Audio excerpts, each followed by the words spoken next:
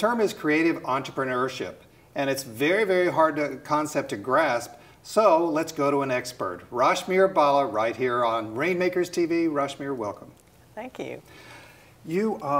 Creative entrepreneurship is something that I've heard people talk about before, but I'm not even sure that if they were to ask me what it is, that I could define it. Let's ask you that same question. Great question. Creative entrepreneurship. There's a phrase, hearing you say that reminds me of Bill Gates talking about creative capitalism. And I'm not sure I was trying to coin a phrase when I used that language to talk about the work of my firm. But for me, it's really, it's a couple of things. It's, social entrepreneurship, it's social innovation, it's drop the social and just call it entrepreneurship and innovation if you like. But it's really about tapping into our inherent creative capacity. And part of that process is really about helping, it's about people figuring out what makes them tick, what's their purpose, what's their passion, what gets them excited. And often I've found that the things that get them excited are things that will make a difference in the world. And so combining the phrases is really about tapping into people's creative capacity and helping them apply that capacity to real world problems, to things that will ultimately make a positive difference in the world, using the techniques of business and entrepreneurship and how you create real value and distribute that value in meaningful ways. Well, there's a lot there, and we're going to get into your background and all of the things that that helps the audience know that you know what you're talking about. But I wanted to ask it real specifically in terms of creative entrepreneurship. Do you find that inside the human spirit that it's the same regardless of where you go and regardless of their economic level? I have found that, yes. It's been incredibly interesting to go on this journey, and I wasn't looking for that necessarily, but yes, everybody has problem-solving capacity. Everybody has creative capacity, whether we believe it or realize it. What's different, however, and this is less about where you are and more about who you are, is what domain your creative capacity really truly lies, or what topics make you come alive such that you actually want to put your time, your energy, your intellectual capacity into that particular area. So for some people it might be in pure creative arts and dance, in painting, in poetry.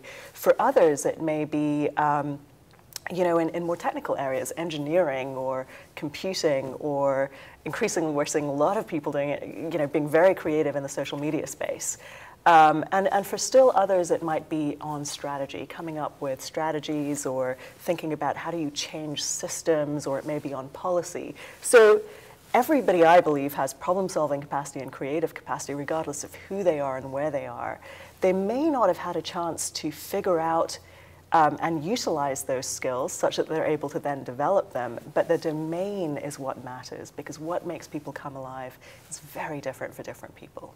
Let's talk about you and where you come from. It was kind of funny before the show today. I asked you, where do you call home, and that seemed to be difficult for you. Yes, I'd love to be able to say, my home is London or Seattle. And in some ways, right now I would say it is Seattle. I've lived here for 7 years, and it's where I've laid my hat. It's where I've deliberately chosen to stay, because I'm really excited about the things that are happening here in this region. And and I'm also just delighted with the community that's here and the way both that the community has embraced me, the community that has sort of been built, as well as how this community, I think, is going to become a really interesting model that has relevance in other parts of the world. So Seattle is where I would say is my home is right now. The challenge, of course, is I've lived in so many different places, and I have multiple affiliations from Sri Lanka to the UK to Zambia, that should I choose to go back to any of those places, they too would become homes. Well, Zambia is where you got the name of your firm, yes, right? Yes. Nsansa? Nsansa, yes. And what does that mean? So it's a Bemba word. Bemba is one of the dominant languages in Zambia and a few other African countries. It means joy. And I'm happy to say more about why I named the firm. Yeah, why did you name the firm that? It's, it struck me as I was working to try to figure out what this thing was that I wanted to create and build, that joy was something that was incredibly important to me. It's it's a core part of my being, actually, and it's taken me a number of years to almost get back in touch with that side of myself. But it's not the exuberant joy that I'm focused on with respect to Nsansa and the work that we're doing in the world. It's more the joy that you feel when you're in what's called flow. Flow is a term that describes what in sports we call being in the zone. You know, that place where you are working at the peak of all of your abilities, all of your training, you're applying everything you know, and you've got that extra little bit of challenge that's pushing you to take the next creative step, right? To figure out how to really go beyond what you've done before. So it's an incredibly magical moment. You know, I can see, and I can understand it from a sports standpoint, but from a global development, from a helping people realize transformative impact. Yep. It's hard for me to get there. Now, you worked for the Gates Foundation and at one point in time. What did you do there, and how did that impact what you're creating with Nsansa? Yeah, sure. So I did quite a number of things there. I was at Gates for almost 5 years, and when I first started at Gates, I joined a small team which was led by Raj Shah and Sylvia Matthews, who've both now left the foundation. That team was focused on developing new strategies for the foundation, new areas that they might give globally outside of global health. And so that work led to the creation of global development and the programs that are now focused on agriculture, water and sanitation, and so forth, and financial services for the poor. So really exciting time to be at the foundation doing strategy, policy type work, and obviously grant making and grants management. From there, I focused on water, sanitation, and hygiene for a number of years, and again, a lot of strategy work, looking at, you know, what is the actual problem that is causing so many people not to have access to things you and I take for granted, you know, access to clean water, access to sanitation. Yeah, most of us, not all of us, but most of us are in the habit of, hygiene, washing our hands regularly and so forth.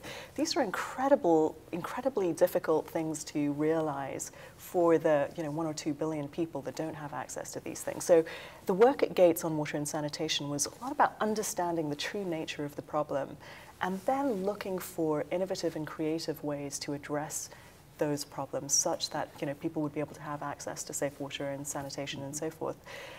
So a lot of creativity, a lot of entrepreneurship, a lot of looking at what had worked and what hadn't in the past was part of that. From there, I realized that a lot of my work also has looked at systems solutions, right? So not how do you just go in and change the situation for one person or one community, but how do you shift the entire system so that you don't just make a one-time grant that solves a problem, but instead you encourage people to be part of the solution.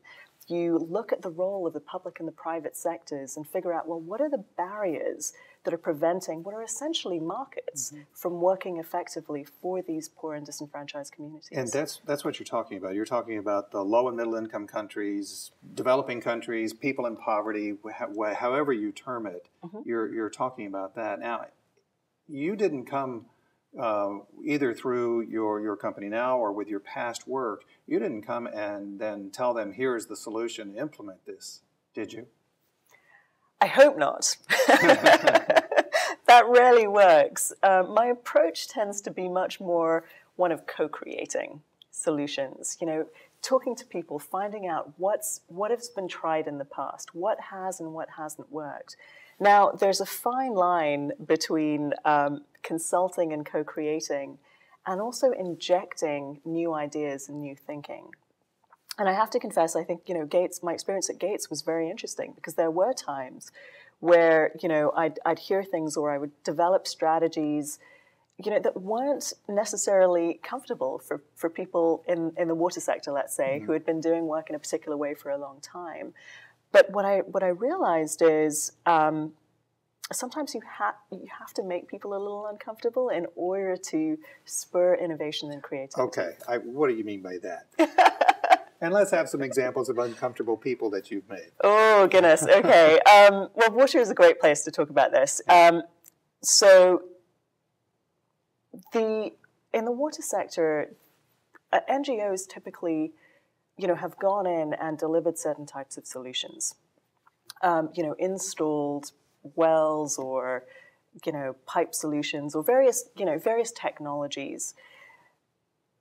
The history, however, of technology-driven development is that, those solutions don't last. Those services aren't sustained because when you go in and put in a technology and don't engage the community and don't build out the support structures that will maintain those facilities, or provide value that people truly want as opposed to the value that we think they want, you're not setting yourself up for success. And so the water and sanitation space, it's had a lot of hard learning over a number of decades as they've realized that this technology-driven approach isn't enough to really solve problems. And so there's been some experimentation to try to move away from that. When I came into Gates, I got very excited about market-based solutions and bringing a market lens to that area, because although the sector had started to shift away from technology-driven solutions, they were in, I hope this doesn't sound arrogant, but in my mind, they were still not fully engaging the end consumer, the user, as part of the solution, or the private sector. Is that because the consumer couldn't necessarily be expected to use a technology that had not evolved in their country? Is that? No, I think there's a number of reasons for it, but part of it is it's very difficult for us sitting in Seattle or wherever we happen to be sitting to know how to truly engage the end user, the end consumer, and to know how to translate what we hear from them into practical strategies. As an example, in the water space, many in the NGO community have marketed the benefits of clean water on the basis of health, saying, it's healthier for you, it's healthier for your family, it's healthier for your children. Sounds pretty compelling, right? I mean, that's certainly from a public health perspective. That's what she's all about. Exactly what we care about, and that's why we're making these investments in the water and sanitation space. And for mothers in some countries, it's a very compelling message. But for the average person, it's not enough, because if you have a glass of water and it looks clean, why are you going to believe someone that's coming in from the outside that tells you that water isn't safe for you to drink because you've been drinking that all of your life? Or if it's water that you've got because it's easy for you to access, well, the ease of access might actually be much more important to you than the perceived health benefits that someone else is telling you about. So some of the work that groups like PATH and others have been doing in the water space over the last number of years has been trying to get at the heart of what messages, whether they're marketing messages or educational messages, will actually make a shift in behavior so that somebody, even if they have to take an extra step of going to a different water source or of boiling their water or of using a clean water technology, is going to actually take that step. And often what's been interesting, and PATH have done, I think, some of the best work in this space, is they've found sometimes it's the aspirational messages, not necessarily the health ones, that are more likely to trigger behavior. What does that mean? And here's where I'm coming from on that. I was at the UN at the same time where there were some adjustments to the Millennium Development Goals, particularly with regard to non-communicable diseases.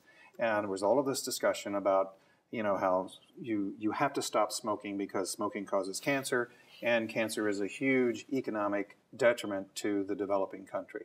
And I thought to myself, how are you going to help someone who grows tobacco and have it be a priority that they would stop smoking, that they would stop using their product, and at the same point in time, concentrate on feeding their family and themselves? Right. So my point here, and the whole question is all about, is how do you get people to change behavior? Yeah, it's a fantastic question. So a lot to be learned from the world of business, right? I mean, there's some great marketers out there in the world of business, and they've developed some great techniques to go out there and understand, what actually inspires consumers, what is likely to not just affect behavior, but cause a purchase decision. And we have a lot to learn in the development space from the business sector and apply those same market research, consumer research techniques. That is starting to happen, but translating that into practical strategies is where I see one of the gaps. To bring it back to the water example, one of the things that has been learned by some of the consumer research that has been done is that in some countries and in some contexts, communities value the coolness of water, i.e. how cold it is, rather than say the fact that it looks pure or it, is supposedly clean. And that is something that's interesting, right? Now, why do they value that? It may be because they're living in a hotter climate, and so the coolness is something that is a contrast to the climate. So would those be people who may live, on the low side of a large mountain, like in Africa, who may live at the base of Kilimanjaro, for example? It's possible. The other thing that we're finding out through this research is we often generalize about the poor because the magnitude of the numbers is huge, right? 1 billion, like 2 billion people. Right. Well, you were trying to get more specific. And the reason I'm making this point is it may be a community at the base of Kilimanjaro, but it may not be the rest of the East African community or even the Kenyan community. And likewise, a place like India, it's huge. There's so many poor people, but how the urban poor in somewhere like Bangalore feel compared to the urban poor in Mumbai would be very, very different. And even within the urban poor in any one of those cities, you could further segment the consumers along different bases. And maybe there you'll find some value the coolness of water, others value the prestige of being able to give a guest to their home a clean glass of water, and others might value something else entirely. So we've got to get smarter about understanding and segmenting the poor, thinking about them as consumers, as economic actors, and then utilizing that knowledge to change and inform our marketing strategies, even the products themselves. So there's a lot of innovation that's possible, but it requires a different way of approaching development. All right, so easy question then. In your work around the world, what's the world's biggest problem? Is it water? Okay, I'll narrow it down for you. Is it water? Is it poverty? Is it health? Is it economic opportunity? Fill in the blank. Wow. I'd love to know your answer to that question, actually. I'm not sure if I just ask questions. I'm going to reframe the question if I can. Okay. I don't think the question is so much, I don't think it's possible to pinpoint one biggest problem. There are many challenges that we're facing in the world. What I would say, however, is that there is a tremendous opportunity that exists right now. And for me, that is the opportunity to inspire other people to come alive, to empower people to solve their own problems and to follow, their hearts and their excitement and solve the problems that they see around them. Because the problems that we're looking at are so big, they're beyond any one of us, certainly beyond my capacity. But the collective power that's out there, if we can just unleash that problem-solving and creative capacity that exists everywhere, including in some of the poorest people in the world, that is phenomenal. And to give you a concrete example of that, I'm so inspired by the boy in Malawi. I don't know if you've read the story about the boy who harnessed the wind. But, there's so many of these stories that are starting to come up about, young people that we think still need to be educated. And yet they're out there, they're innovating, they're creating, they're coming up with phenomenal solutions. There was an article, you got me on a roll, I'm afraid, Stan. There was an article late last year that came out about a young child who was still in school, probably, I can't remember the age, probably 10 or 11, and he had been inspired by plants to come up with a different mechanism for essentially solar power, and a different array of configuring solar technologies in order to capture more power. Now, this is a young child. The educational system I went through was such that, frankly, it wasn't that inspiring, right? It wasn't about unleashing my capacity. It was about teaching me how to do things in a certain way. And so the opportunity I see, and maybe this is the answer to the biggest problem, is our educational systems are not truly unleashing the potential of people that's out there. And until we do that, I don't know that we're going to solve the world's problems or move the world to the place that it could be.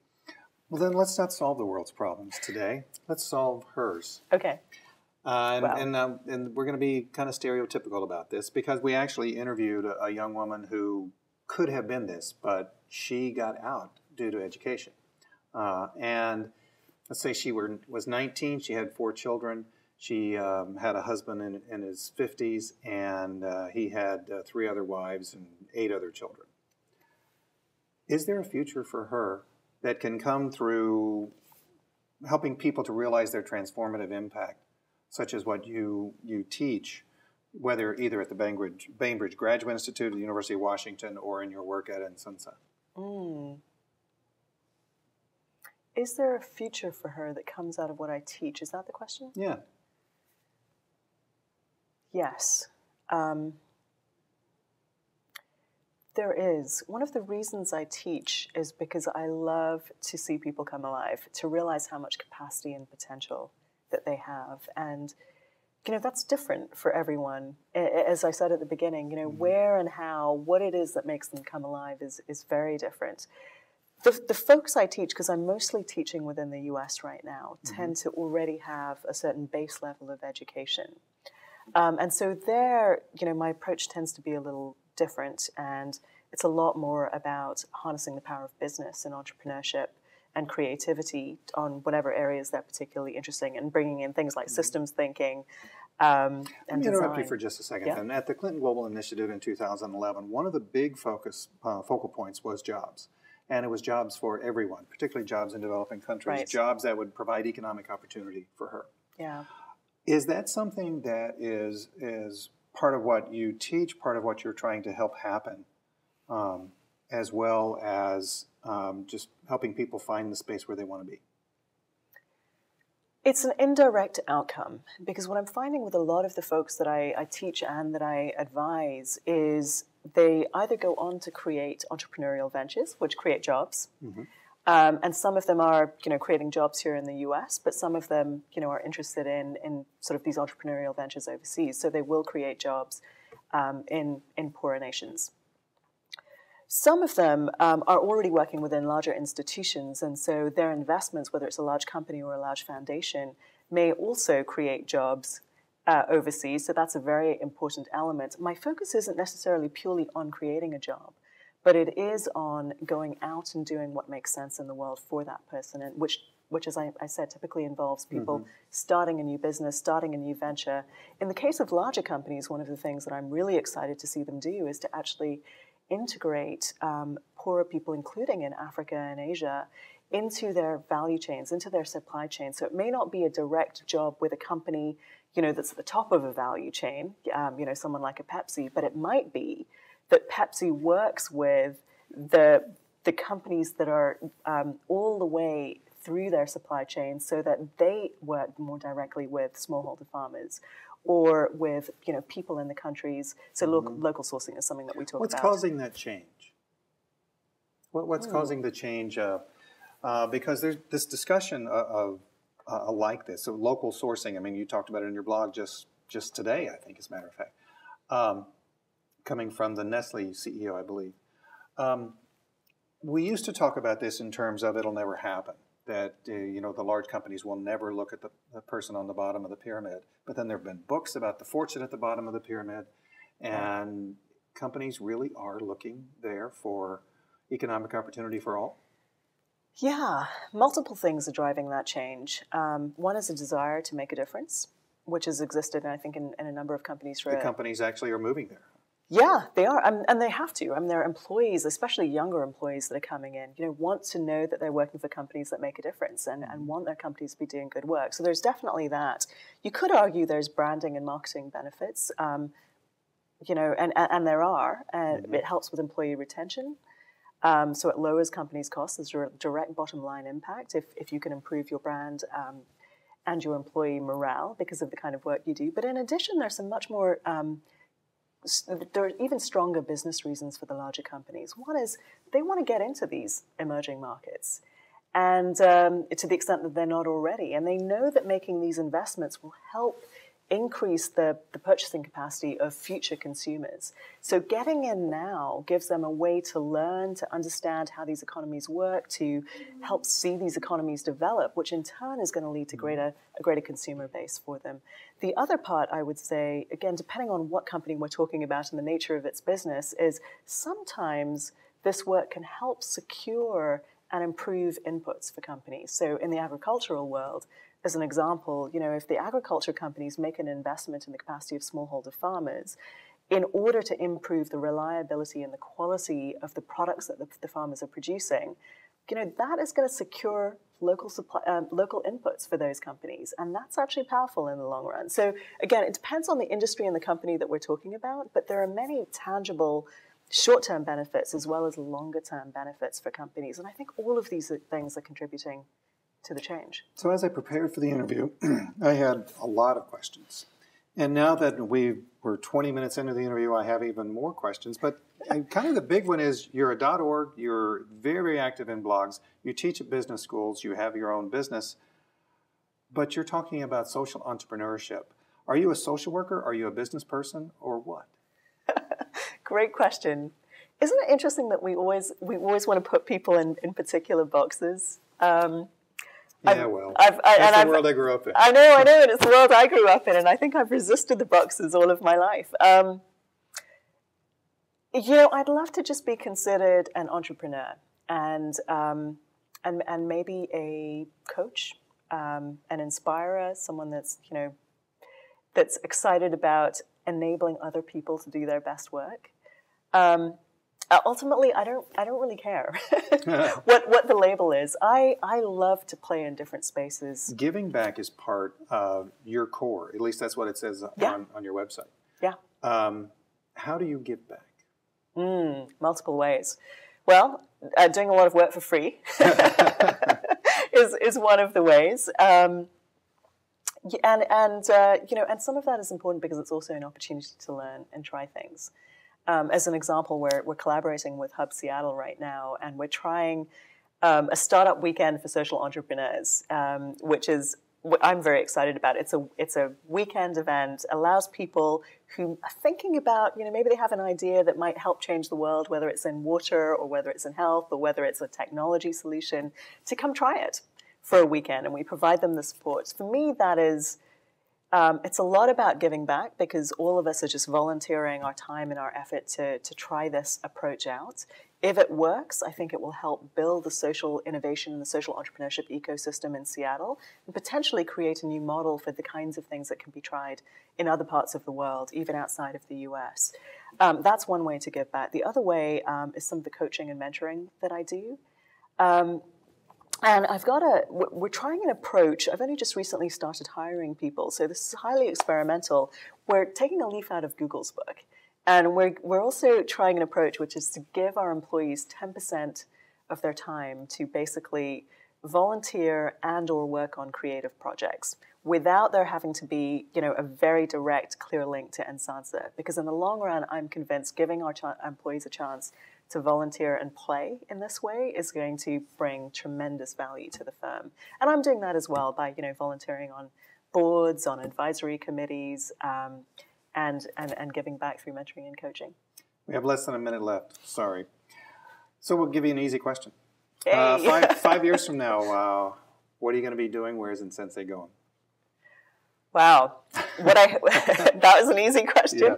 So what I hope is that we'll have an incredibly strong team here in Seattle, probably 4 or 5 people, multidisciplinary, and that we'll have a couple of offices in a few other countries. I'm not going to mention which because that would give the game away, but let's say BRICS in Africa are high on my list of go-to places. So a small network of offices in a few different countries delivering impact through our clients, whether they're foundations, whether they're companies, whether they're social entrepreneurs. And my hope is that we will also have created a few new models that others pick up and scale. Okay. 5 years from now, we'll come back right here and we'll see how you did. Thank you very much, Rashmir. Thank you, Stan.